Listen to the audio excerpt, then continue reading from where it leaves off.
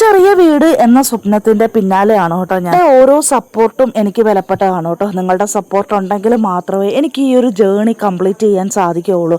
അതുകൊണ്ട് എല്ലാവരും എൻ്റെ വീഡിയോ കണ്ട് മാക്സിമം ഒന്ന് സപ്പോർട്ട് ചെയ്യണം കേട്ടോ. അപ്പം നമ്മൾ കഴിഞ്ഞ ദിവസം പറഞ്ഞതുപോലെ നമ്മുടെ വീട് പൊളിക്കാൻ ഉദ്ദേശിക്കുന്നുണ്ട് കേട്ടോ. അപ്പം നമ്മുടെ അടുത്ത് തന്നെ ചെറിയൊരു വീട് നമുക്ക് ഇങ്ങനെ സെറ്റായി വരുന്നുണ്ട്. പക്ഷെ അടുത്തൊക്കെ കാണുള്ളത് ഒരു ചെറിയൊരു പേടിയുണ്ട് കേട്ടോ. കുട്ടികളൊക്കെ ഉള്ളത് കൊണ്ടിട്ട് തന്നെ അതുകൊണ്ട് നമ്മൾ ഫിക്സ് ഒന്നും ചെയ്തില്ല. പക്ഷെ റെന്റ് ഭയങ്കര കൂടുതലാണ് കേട്ടോ. അപ്പോൾ വീടൊക്കെ കണ്ടിട്ട് നമ്മൾ വീട്ടിൽ വന്നതിന് ശേഷം നോയമ്പ് തുറക്കാനുള്ള പരിപാടിയായിരുന്നു കേട്ടോ. അപ്പം ഗോതമ്പ് ദോശയും സംഭവങ്ങളൊക്കെ ആയിരുന്നു. അപ്പം ഞാൻ പെട്ടെന്ന് തന്നെ പോയി ഒന്ന് റെഡി ആയിട്ടൊക്കെ വന്നപ്പോഴത്തേക്കും നോയമ്പ് തുറക്കാനുള്ള സംഗതികളൊക്കെ സെറ്റായി കേട്ടോ.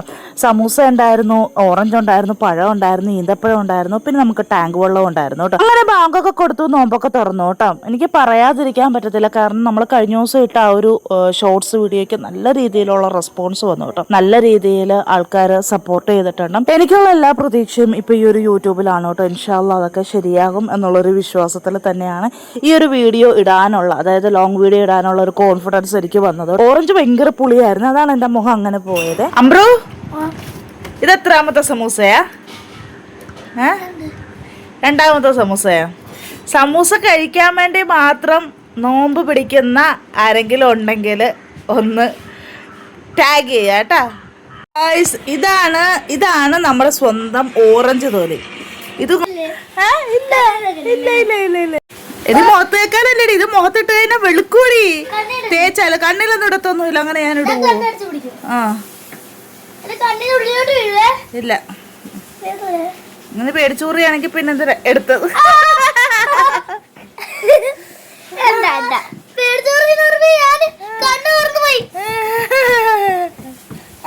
അങ്ങനെ ഞങ്ങൾ നോമ്പോറൊക്കെ കഴിഞ്ഞിട്ട് ഉമ്മായൊക്കെ ഓതാൻ വേണ്ടി ഇരുന്നു കേട്ടോ. ഇന്ന് ഞങ്ങളുടെ വല്ലുമ്മാടെ ആണ്ടാണ്, അതായത് വാപ്പാടെ ഉമ്മാടെ ആണ്ട് കേട്ടോ. ഈ ഒരു ദിവസം സാധാരണ വരുമ്പോഴൊക്കെ വാപ്പക്ക് ഭയങ്കര വിഷമമാണ് കേട്ടോ. വാപ്പ എന്നിട്ട് ഒരുപാട് കാര്യങ്ങളൊക്കെ ഇങ്ങനെ ഇരുന്ന് പറഞ്ഞ് വല്ലുമ്മാക്ക് വേണ്ടിയിട്ട് എപ്പോഴും വാപ്പ യാസീനൊക്കെ ഓതി ഇങ്ങനെ വഴങ്ങിയിരിക്കുമായിരുന്നു കേട്ടോ. ഈ ഒരു സമയത്ത് ഞങ്ങൾ ഏറ്റവും കൂടുതൽ മിസ് ചെയ്യുന്നത് ഞങ്ങളുടെ വാപ്പാനെയാണ് കേട്ടോ. പിന്നെ എല്ലാവർക്കും കൂടെ വേണ്ടിയിട്ട് ഞങ്ങൾ യാസീനൊക്കെ ഓതി ദ്വയക്കായിരുന്നു.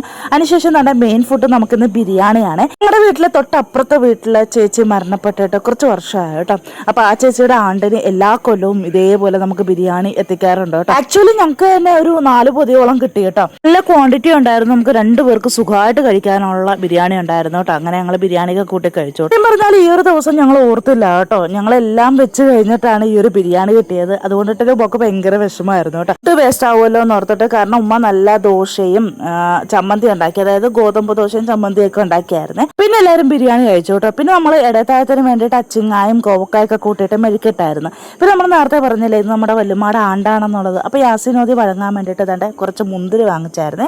അങ്ങനെ മുന്തിരി എല്ലാം കൂടി കഴുകി വൃത്തിയാക്കിയിട്ട് അതും കഴിച്ചു കേട്ടോ. അപ്പോൾ ഇത്രയുള്ള ഇന്നത്തെ വിശേഷങ്ങൾ. ഇഷ്ടമാണെങ്കിൽ ലൈക്ക് ചെയ്യാനും ഷെയർ ചെയ്യാനും മറക്കും.